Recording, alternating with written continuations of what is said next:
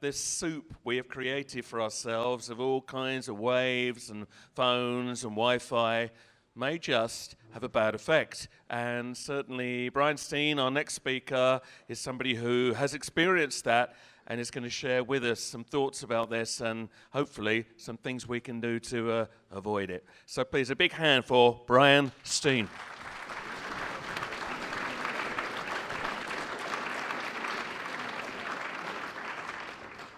Thank you very much. Hopefully you can hear me at the back. How do you stand out in Glastonbury? You wear a tie. And I have discovered today that I'm the only person in Glastonbury that's wearing a tie. So it was deliberate. Generally speaking, when I speak to people, I have a very sympathetic audience because the people that I talk to are usually electrically sensitive. Alternatively, some of the audiences are scientists, and half the audience is sympathetic to what I'm saying, and the other half of the audience want to shoot me and lock me up. But because I didn't know what audience I had today, I communicated with the organisers and asked them could they give me a little bit more information. What was the audience like, broken down by age and sex? And the email that I got back from them was, this is the Glastonbury Festival, they're all broken down by age and sex. So that didn't really help me a great deal, but I'm pleased to hear it anyway. How many people, I can't see the audience, how many people in the audience think there might be a problem with the electromagnetic fields? You're too sympathetic an audience. How many people are waiting to see whether there's a problem? How many people would argue very strongly this is not a problem? Oh, that is really disappointing. I really love audience with one or two cynics in it. This is a shame. How many people in the audience know that there's a problem? And by that I mean they can experience themselves. They might not necessarily be electrically sensitive, but they know when they're using a mobile phone there's something not quite right. Far too sympathetic an audience. Because generally speaking, what I find, if you talk to the general population, that there are between 3 and 5% of the population that are mildly electrically sensitive. They don't realise it, they don't know why or what's going on, but they are actually electrically sensitive. And I would argue very strongly that every single person in the world and every single animal in the world and every single plant is electrically sensitive. And it depends upon the levels of EMFs at which they can tolerate and which they can't tolerate. But it doesn't mean that you who aren't electrically sensitive aren't going to get cancer and senile dementia because of it, because you are. And I have been saying for the last 15 years that what you will find in the years to come is a massive increase in cancer, and it's happening now.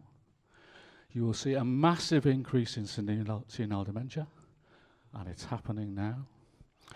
And you will actually see longevity going into reverse, and it's just started to happen in the last 2 years in the UK. Now, when I mentioned this 15 years ago, 14 years ago, 13 years ago, I was laughed at. It's now actually happening. And what the authorities are trying to do is blame it on anything other than EMFs. But we shall see. I became electrically sensitive myself, or severely sensitive, in the year 2000. I had been on the executive of Northern Foods, and I then left and started running a company called Samworth with us, and I was the chief exec. And as part of my job, I spent an awful lot of time on the road visiting sites across the UK that I was responsible for. And when you're visiting sites that are 100 or 200 miles away, you always feel guilty if you're not in communication. So I would spend hours on my mobile phone trying to talk to the people at the respective sites when I was on the road. And for 9 or 10 years without no issues, no problems, I would have been one of those people that, as I drove around the countryside and I got a poor reception, would have said, we need another mast there, and we need another mast over there, because I can't get a good reception. I was not frightened of this technology, which is what the authorities try to make out, and it is nonsense. Most of the people that are becoming electrically sensitive are becoming sensitive because they love the technology, not because they're frightened of it.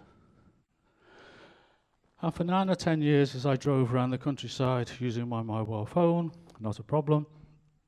And then in my last year of using a mobile phone, in the year 2000, I started to experience some quite weird sensations when I was on my phone.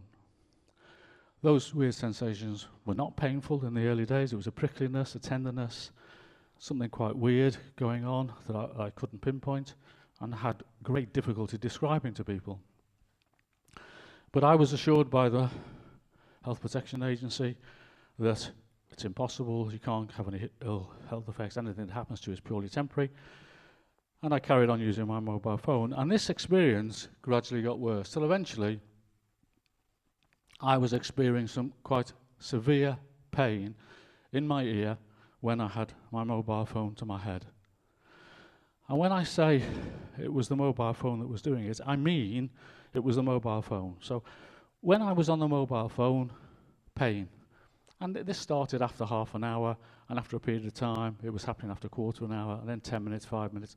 And by the time, the end of September in 2000, it was happening instantaneously. As soon as I put the mobile phone to my head, pain. As soon as I put it there, no pain, pain, no pain. It was as dramatic as that. So I knew what was causing my problem, but I thought I was a freak. I thought I'm the only person that's experiencing this, everybody else is fine.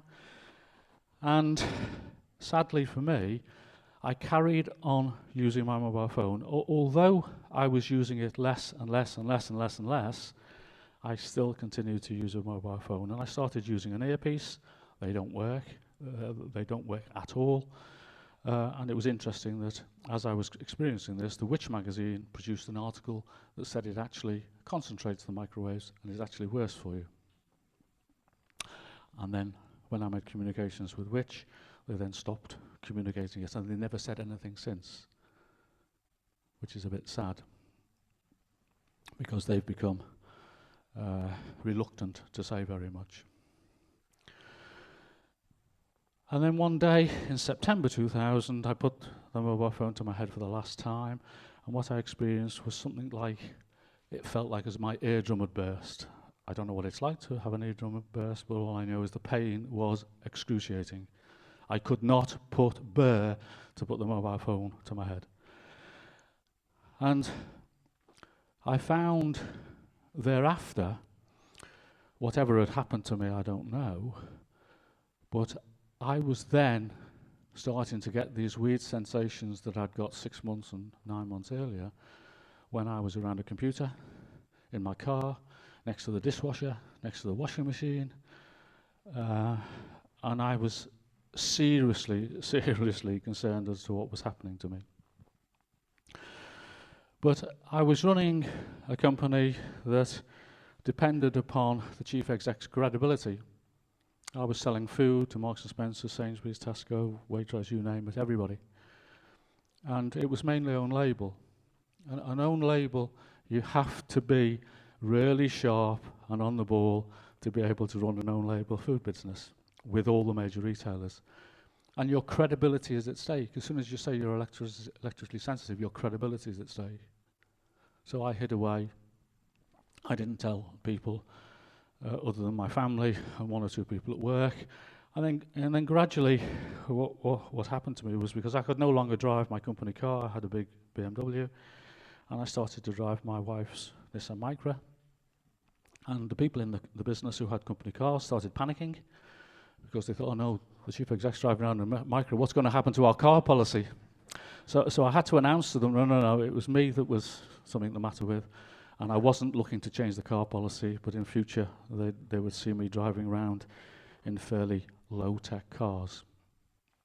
And that's what I tend to drive around now, very old Nissan Micras or low-tech cars.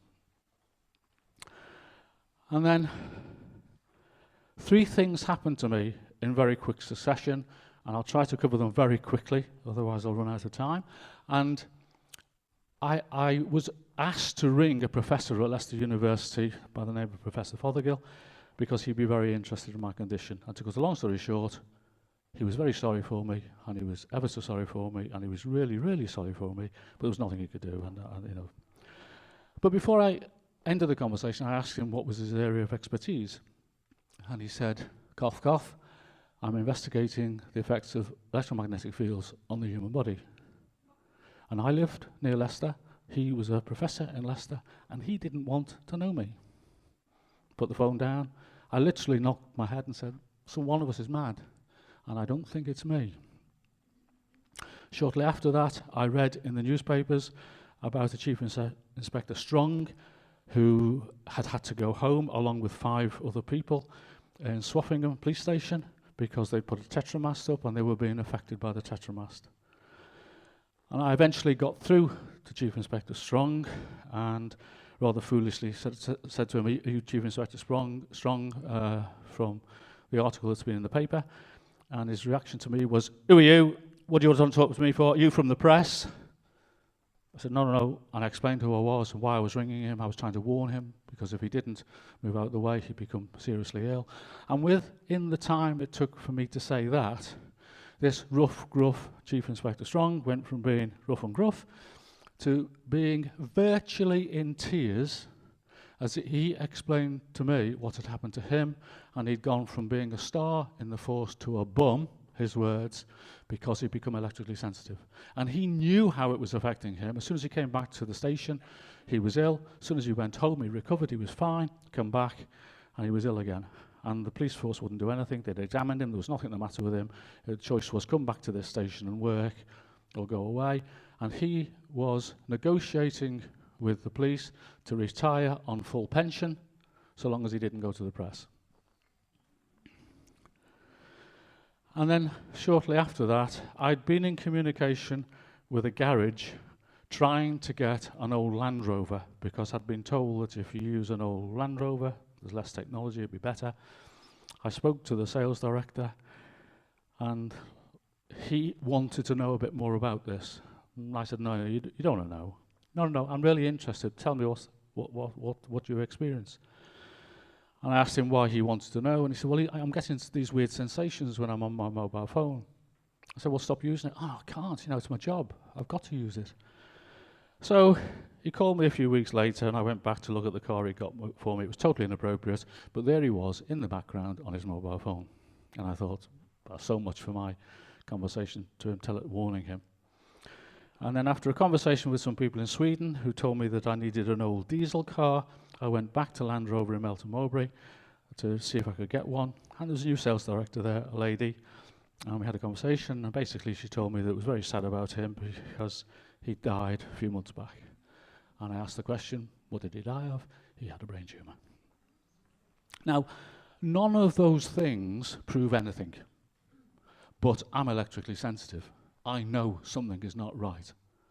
And when you've got professors who are researching this that don't want to know you, police officers who are being pensioned off so long as they don't go to the press, and people who are regular mobile phone users getting brain tumours, it's a little bit worrying. And I decided then, at that time, right, okay, the next time I'm asked to do an article, I'll say yes, because I'd said no to all the newspapers and whatever that had been in touch with me.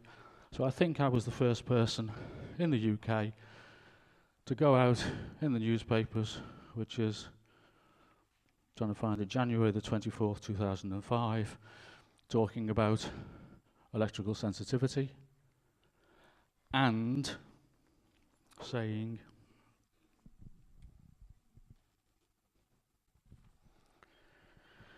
I suspect that in 20 years' time we will have a problem that will make the issue of asbestos pale into insignificance. And I would repeat that again. Asbestos will be nothing compared with what's going to happen with this, and it's now happening. The Health Protection Agency, Jill Meara, after I've been on a number of television programs and radio programs saying the same thing, eventually said, we've got to help these people who are electrically sensitive. And what they did to help us was to make sure we had no voice and make sure we had no credibility. That was how they helped us.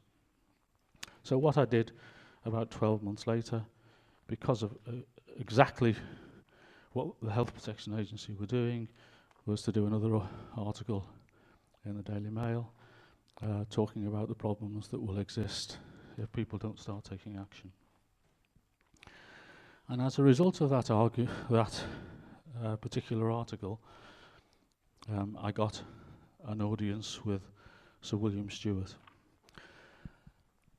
But before talking about that, first of all I would say, I then took part in the Essex trials to prove or disprove whether electrical sensitivity exists. And I went along to Essex University thinking, hallelujah, at last some science is going to be done to actually help us. And I had no problem at all knowing I could prove this existence. This was not difficult for me. I can prove it. And I went along, and in the first interview that you have, they ask you a number of questions. I asked them then a number of questions, and you had to do a period of time in a Faraday cage where the mast would be on twice and off once at 10-minute intervals, and you had to identify whether it was on or off. And I explained to her I couldn't do that because this is cumulative and it builds up, and it takes a little bit of time to build up.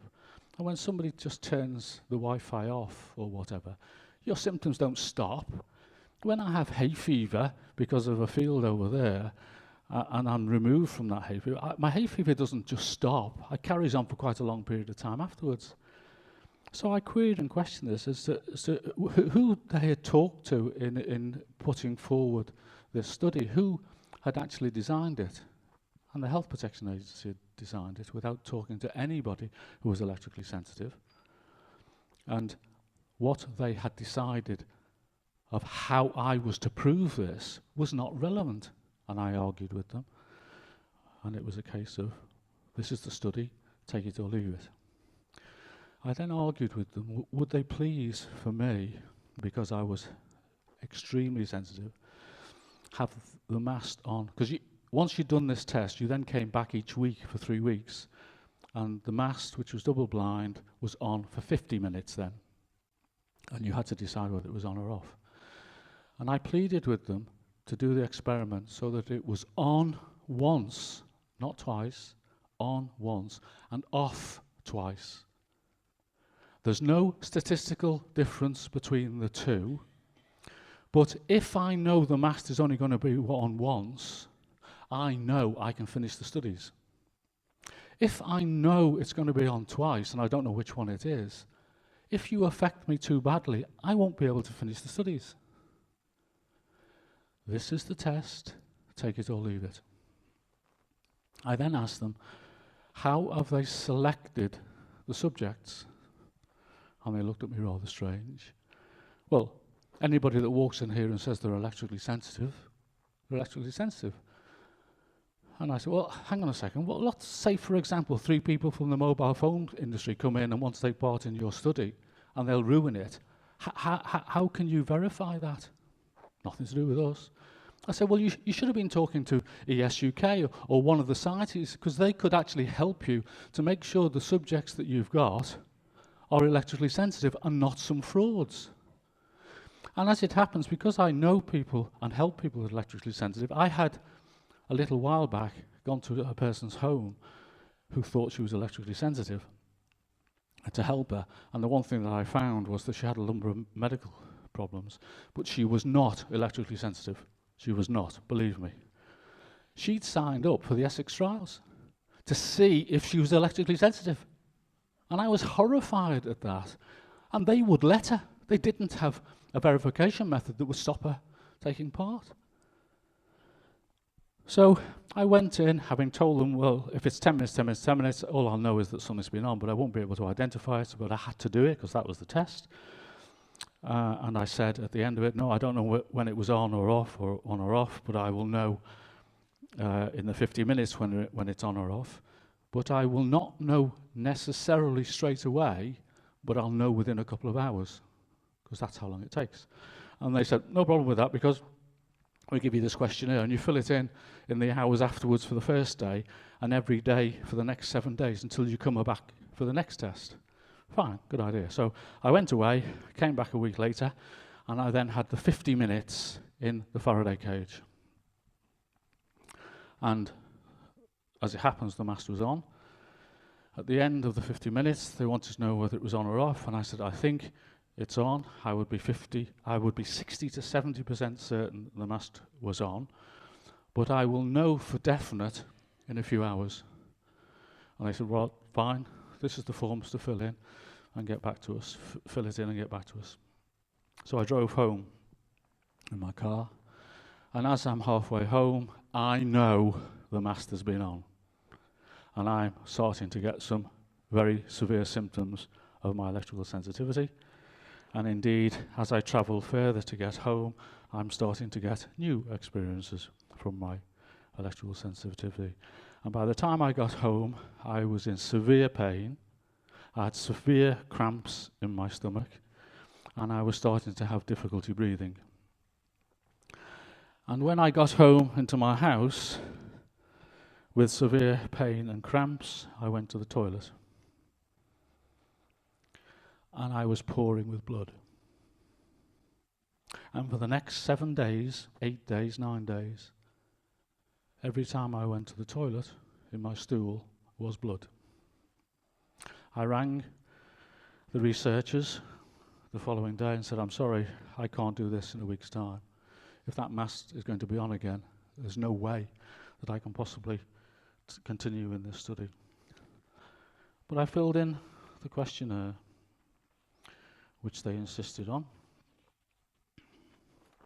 And this went back to them, recorded delivery, and I said, discomfort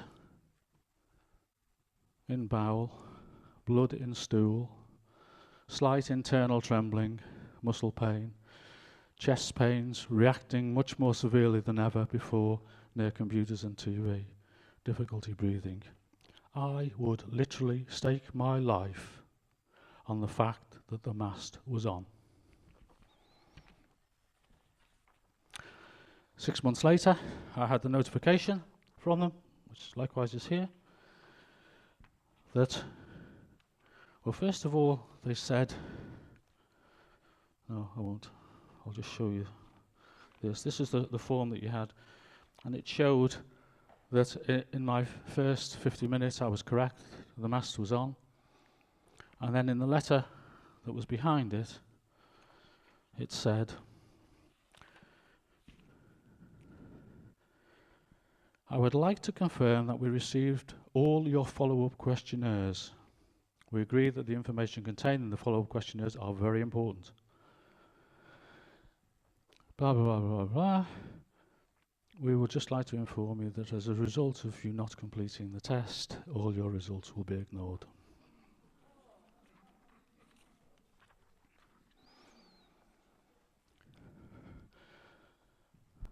When the results came out, when these results came out, I then appeared on television and radio saying what I thought of the tests and what a sham they were, as a result of which I got a letter from Professor Elaine Fox, who was in charge of the study. And she wanted to discuss my results with the press. And I was relaxed about that, so I phoned her. I told her I'd had her letter. I was very happy that she discussed the results of my tests with the press, so long as they discussed all my results, including the questionnaire that I'd filled in. She said, "What questionnaire?" I said, "Well, you gave us a questionnaire to fill in over the next 7 days." She didn't know anything about it, she claimed. I said, "Well, that was the most important bit of the test, because this takes a while to build up in people. That information that you got from all those people would have been the most important piece of information." And I experienced bleeding for the next 7 or 8 days, having taken part in the test. "You mean you've ignored that?" And her reaction to me was, "That's impossible." And I said, "Hang on a second. Are you really telling me you're in charge of this research and you'd already decided beforehand what was possible and what was impossible, so you could ignore me when I had these experiences?" She put the phone down on me. So I rang the guy from the Health Protection Agency who'd done the work behind her on this study. And I offered to him, "I'm happy to go into this Faraday cage again when I've recovered. Give me a month or two, and I will go into the Faraday cage again. And I'm happy to go in 10 times, 20 times, 50 times, 100 times. And I'll tell you, so long as the mast is only on once, I'll tell you when it's on. You tell me how many times you want to go in, and I'll drive down, and I'll go in there, and I'll tell you when that mast is on." And he said, "Sorry, we can't do that." And the reason he couldn't do it, he said, was because I am not statistically significant. So if one person's electrically sensitive, it doesn't exist. And secondly, if the effects of electromagnetic fields are so severe on me, he would not get that through the ethics committee. And I promised to sign away my rights, anything he wanted signed, to say I was perfectly happy, there'd be no fault on their part, I'd take part of this. He refused. So they did not want to know me because I could help to prove it. And subsequently, scientists have actually taken the raw data from Elaine Fox's studies, and they've shown, even from the raw data, that the people that they said were electrically sensitive did actually react correctly to the times when the mast was on, even though they said that it wasn't true.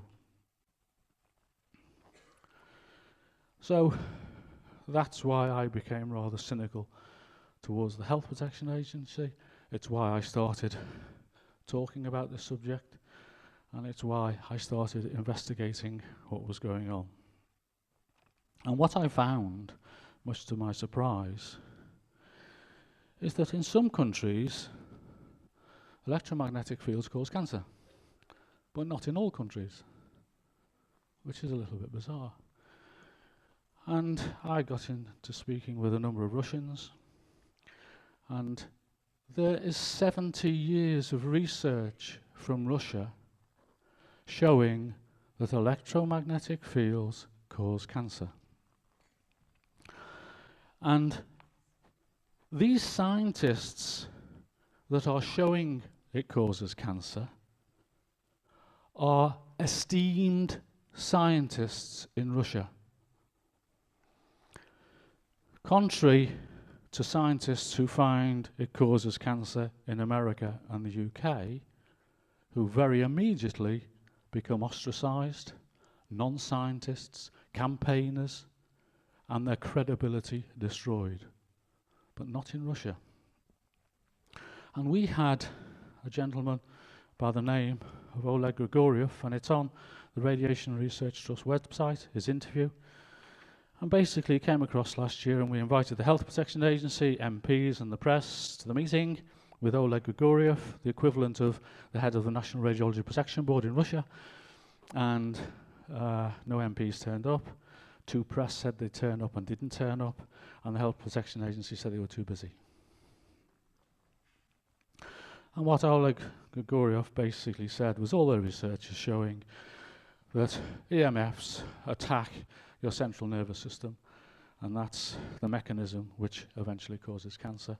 But it doesn't just cause cancer, it causes a whole host of issues, neurological issues. And again, between the two of them, they've got 100 years of studies. And when we challenged the Health Protection Agency and ICNIRB, which we did, why are they ignoring all these studies from Russia? They coughed and they spluttered. And the answer was something along the lines of, they're in Russian. Well, yeah, they're Russian scientists. The only research that we take note of is published in English. Anything in Russian we ignore. So in the lecture that Oleg Grigoriev gave last year, he told us that he had offered the World Health Organization and ICNIRB that they will translate 20, 30 of the most important studies that they have into English for them. And he was told they didn't want them. The World Health Organization did not want the Russians to translate their research showing that it caused cancer. They didn't want to see them. And we, like you, asked the question, why? And he smiled, and he shrugged his shoulders. That was the only answer he could give. So it would appear that the International Commission for Non-Ionizing Radiation, ICNIRB, who are part of the World Health Organization, are not international. They are selectively international. And many countries have now decided they don't believe their research. And in this country, you will be irradiated up to levels of about 60 watts per meter. And in other countries, it's 6. And those countries that have now started to ignore ICNIRB because they don't believe their studies and they don't believe what they're saying are half the population of the world. So the people that have now introduced levels of 6 volts per meter are Russia, China, India, parts of Belgium, Luxembourg, Austria, Switzerland. So although it doesn't exist in the UK and it's not possible, that's not the case around the rest of the world. They are becoming frightened of what they're seeing, but they don't know how to deal with it. And whilst they're frightened and don't know how to deal with it, the one thing they won't do is admit that it causes cancer and it causes dementia. Although there's lots of studies there saying that it does. And interestingly enough, a lady by the name of Gro Harlem Brundtland, who's the ex-premier of Norway, became electrically sensitive. And she talks about it, how she became electrically sensitive. And when she resigned as Premier of Norway, she became head of the World Health Organization. And you can imagine the consternation that that caused, because they shielded her room so she could carry on doing her job, because she wouldn't use a mobile phone. And the press then started to ask the question, hang on a second, World Health Organization, you say electrical sensitivity doesn't exist, and yet the person who's the head of your organization is having her room shielded because she's electrically sensitive. What's going on? She was removed. And interestingly enough, a number of the people who developed the mobile phone, Per Bach is one of them. He was a technician for Ericsson. He became seriously electrically sensitive, and a number of the technicians became sensitive when they were developing the mobile phone. And what the company did was they helped them. They shielded their rooms, they shielded their home, they shielded their workplace so that they carry on working. And he was able to carry on working until the mobile phone popularity took off. And then the people who then run the mobile phone industry weren't technicians, they were marketing people, they were solicitors, they were lawyers. And then all the people that were electrically sensitive who had developed the mobile phone were fired. They got rid of them because they didn't exist, because there was no such thing as electrical sensitivity. So they couldn't keep them. They were fired. And if anybody wants to read what Sir William Stewart said about this science, read what Sir William Stewart said in 2000, because although the Health Protection Agency said there's no evidence of harm, If you read the report, you will find a report that's very different from that. On the balance of evidence, Sir William Stewart was saying there's no harm, but he was also saying, well, there's not enough research, we don't know. And he highlighted the research that was in there, which needed more research to find out the truth. And there was a man who was seriously concerned about what was going on. And then, as I said to you before, I had an interview with Sir William Stewart. And what happened was that I explained to him what had happened to me. He listened very politely, and I think he was genuinely concerned. He asked me, would I get involved in helping to design the next studies that they were going to do? And I offered to help. And after I had an hour's audience or so with him, he then left, and I was left with his number 2 and number 3. And it was obvious with his number 2 and number 3 that there was no way on earth I was going to be allowed to get involved in designing the tests. And indeed, there was not going to be any more tests.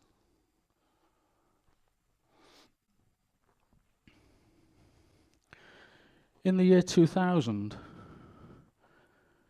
a university was commissioned to look at all the evidence and see whether there was a problem with mobile phone communication. The company that commissioned the report was T-Mobile, and this was done in Germany, at a university in Germany. And what they did was they never published the report. And this was leaked by one of their employees to the media in Germany. And what basically it says, it's a thick report, it's very thorough, it's very comprehensive, and it talks about EMFs causing electrical sensitivity. It talks about EMFs causing cancer. It talks about EMF causing sperm issues, quality of sperm.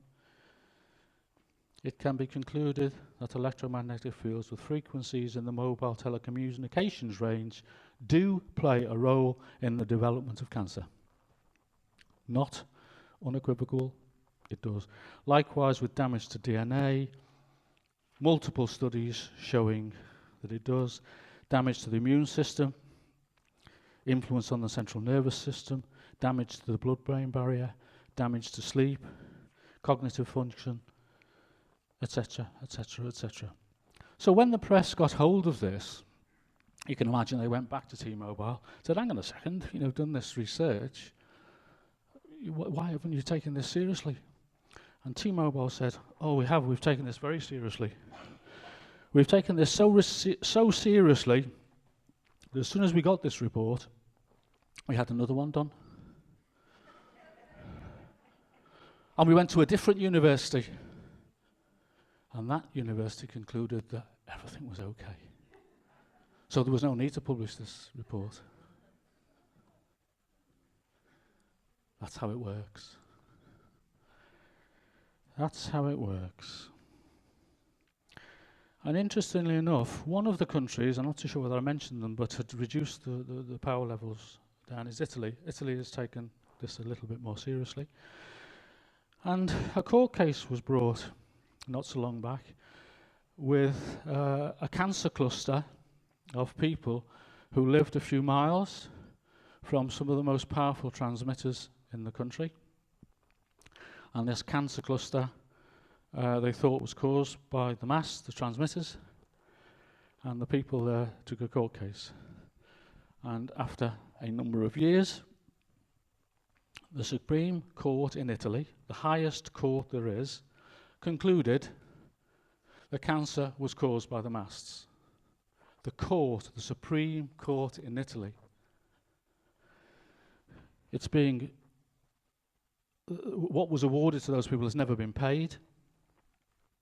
And the reason that it's not been paid is because the transmitters are in a different country than Italy.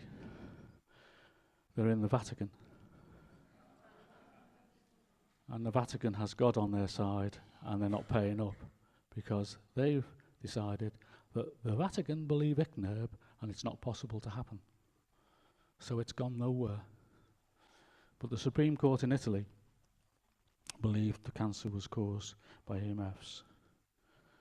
And you can read all the information. It is on the internet there. It's not difficult to find. And one of the best websites of all to go to is Microwave News. It's run by Louis Slezhan in America, and it's very, very accurate in what it reports. Good or bad, it's very accurate in what it reports. And then, because of all this traumas about whether there is a problem or whether there isn't a problem, there was a scientist who was asked and paid for by the European community to do research to find out conclusively, once and for all, whether there's a problem. And this was called the Reflex Project. And the Reflex Project took place in about a dozen universities across Europe, not the UK, but across Europe. And what they found over the years and published information over the years was that EMFs cause cancer. And the gentleman concerned was lecturing on the subject around the world, and a great deal of hubbub was being caused by his lectures and the research. And then one day, one of the main universities behind this research was the University of Vienna. And the scientist who had been conducting the research in Vienna was accused of fraud. They had, it claimed, known, they weren't double blind, she knew the code of the different on, off, and whatever, and had rigged the results. She'd admitted this, and she had been suspended. So you can imagine the headlines that hit the newspapers. Reflex Project, fraud. And everybody forgot about the Reflex Project because it was fraud. Now, interestingly enough, every single university had found exactly the same results. So even if there had been a fraud, every single other university had found the same thing. But that was forgotten. Meanwhile, the lady who was being accused of the fraud was ringing and emailing her friends and family and the university saying, I have not committed a fraud, I didn't know any of the codes, this is a lie, I have not admitted carrying out a fraud, this is a lie. And this caused quite a stir in the university, who eventually dismissed the head of the research body that had found that she was committing a fraud, who did work for the mobile phone industry, and they put in an independent body of people to look at what had happened. And at the end of that research and work that they did, she was reinstated with full honours. It was admitted that there was no evidence that she had committed a fraud at all, and she carried on working at that university. And in some of the papers in Germany, there was a couple of lines on page 27 saying it wasn't a fraud. Everybody else who'd read the headlines knew it was a fraud. But when it was found out it wasn't the headlines. It was a couple of lines. So if you speak to independent people in Europe now and ask them about the Reflex Project, they still say, oh, that was a fraud, wasn't it? Hang on. No, it wasn't. This guy who did it is still lecturing on how it wasn't a fraud, but his career had been ruined because of those headlines. And that's how they play the game.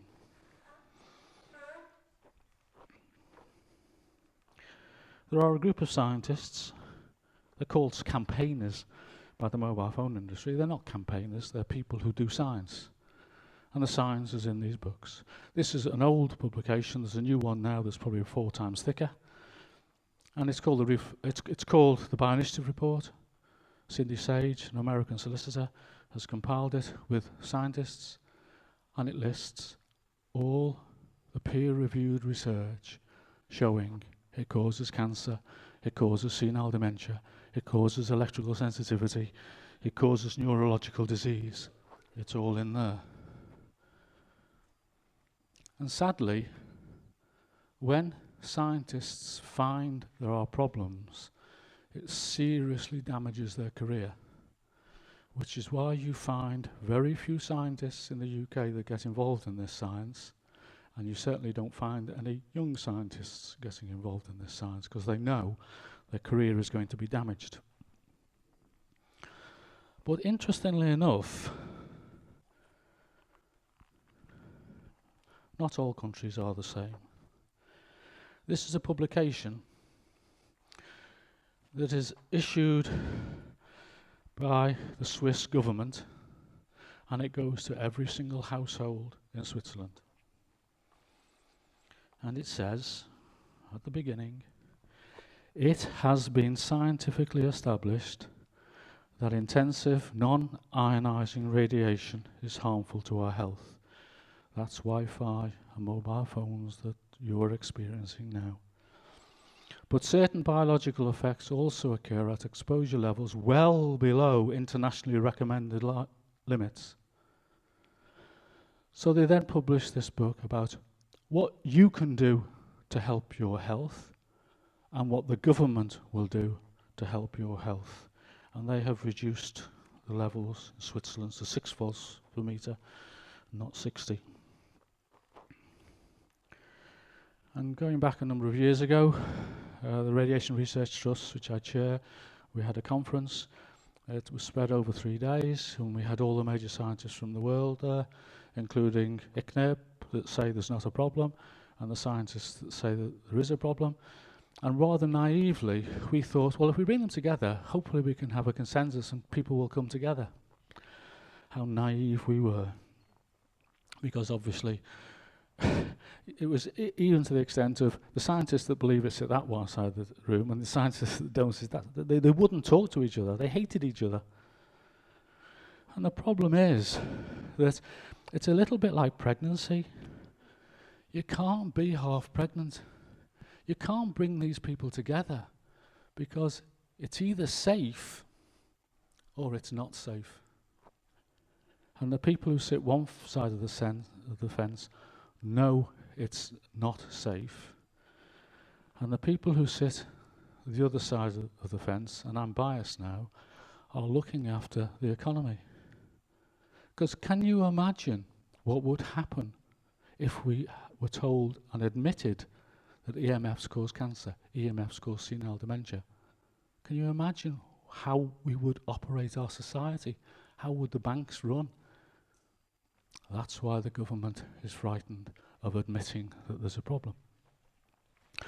We presented to the European Parliament a little while back, and at the end of that presentation, they issued warnings that countries needed to take more notice of the ill effects, that they should withdraw Wi-Fi from all areas where children are, and they should communicate to the population of the dangers of EMFs.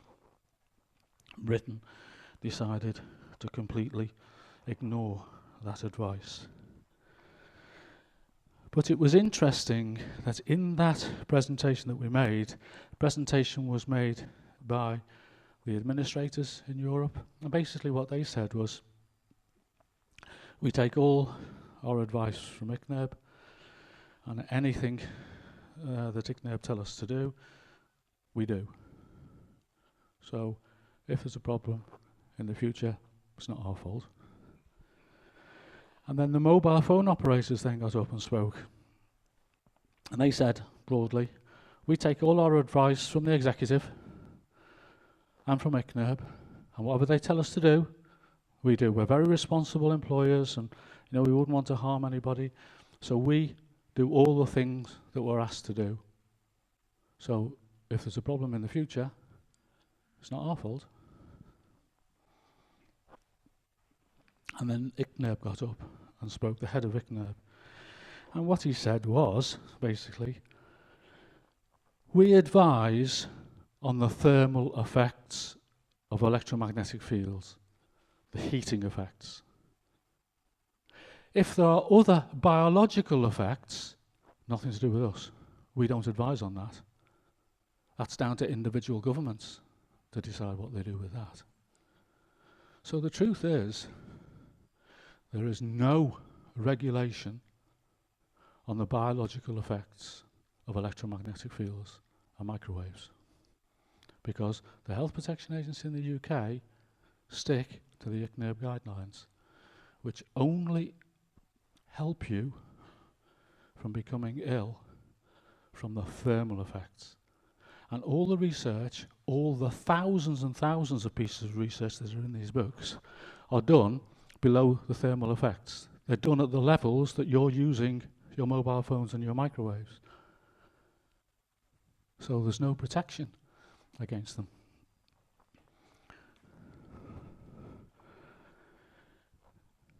More recently, there has been some research in Sweden, some research in France, and some research in Germany, taking mice and subjecting them to Wi-Fi, and each of them showing that mice kept in a Wi-Fi environment get cancer. And a gentleman by the name of Alex Lerchel is one of the scientists that has always been absolutely adamant that it's not possible, it can't happen, they're obviously doing something wrong. And when this research was then done in Germany, he ridiculed the research and said that they'd got it badly wrong. And the reason that he said that they got it badly wrong is they'd used the wrong mice, and these mice were susceptible to cancer. They had been genetically changed and they were susceptible to cancer. And they had been kept in an environment that was too small, so they suffered from stress. So therefore, suffering from stress, they will be vulnerable to increased levels of cancer. So the German government asked him, would he do the same research using the mice that he wanted to use, who were perfectly okay, and using plenty of space so they wouldn't be stressed. And he agreed. And he did it. And at the end of his research, he issued an apology to all the scientists that he'd been rubbishing, because he said his research came to exactly the same conclusions, that EMFs, wireless, cause cancer. I've got 5 minutes. So, very quickly, what's the latest news? Obama wanted to have the definitive study as well, because Europe had done theirs and it had all been rubbished, and a lot of campaigners in America were still saying there's a problem, there's a problem, there's a problem, there's a lot of research here saying it causes cancer, etc., etc.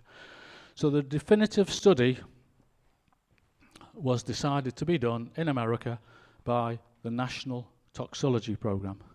The National Toxicology Program are the people in America that decide are any chemicals or residues or insecticides or whatever, are they dangerous?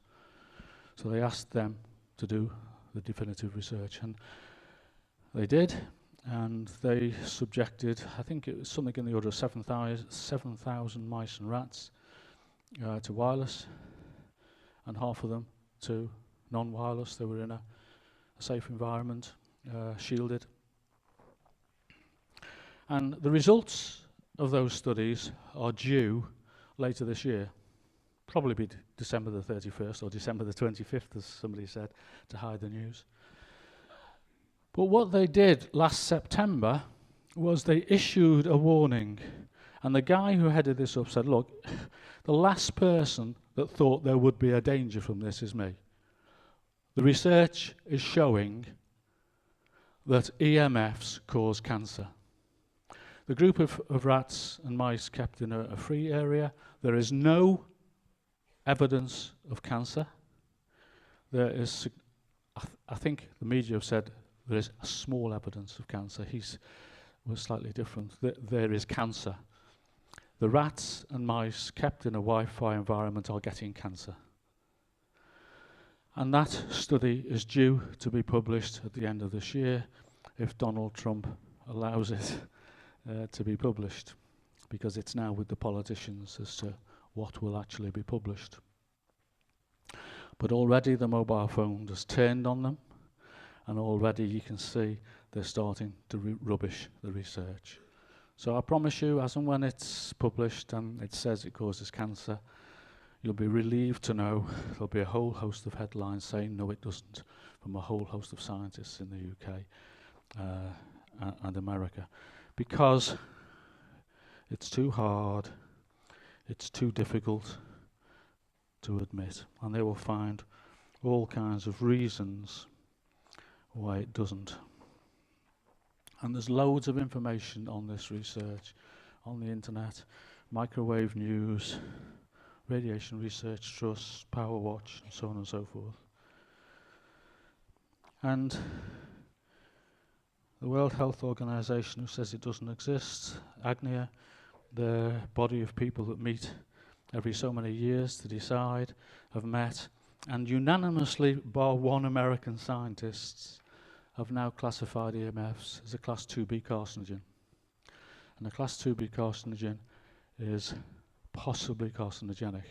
A 2A is probably carcinogenic, and a 1 is definitely carcinogenic. And the problem is with this, inevitably, what has to happen is when something's not carcinogenic, it takes a while for it to move up through the ranks. And many of the scientists that were there wanted it to be a Class 1 or 1A carcinogen, because there is now enough evidence. And what they said was, although there's a lot of evidence, there's very little animal studies. Well, now they're going to get them. So we will see what happens.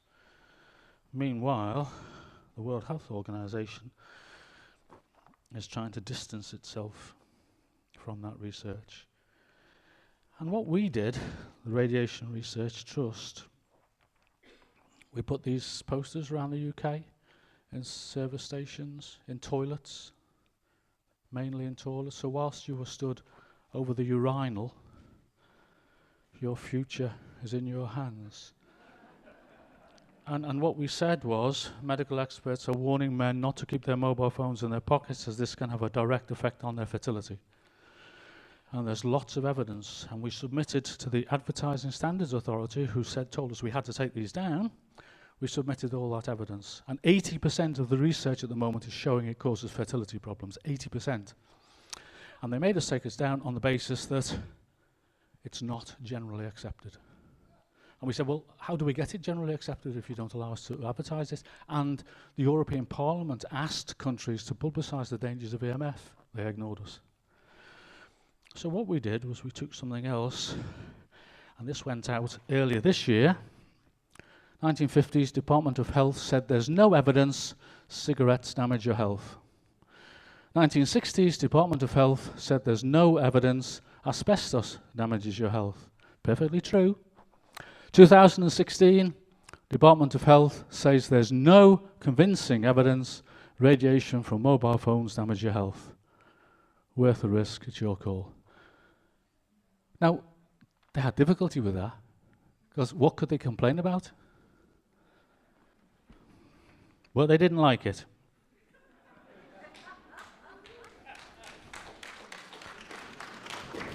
And people still say there's no evidence of harm.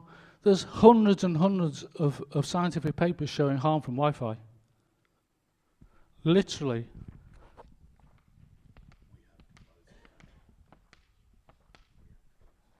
And I have to close. So, my apologies for overrunning. Hopefully, that's the existing campaign that tells you all the problems with mobile phones. And they're the people who are now providing free Wi-Fi in London. Cancer Research UK.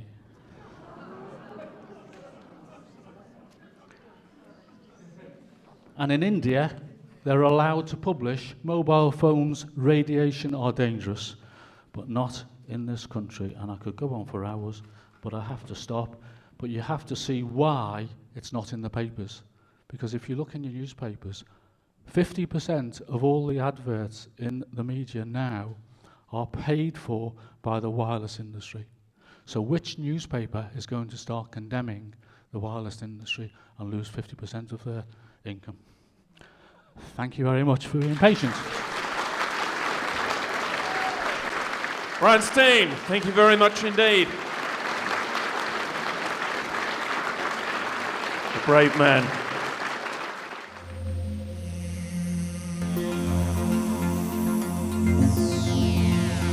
Oh.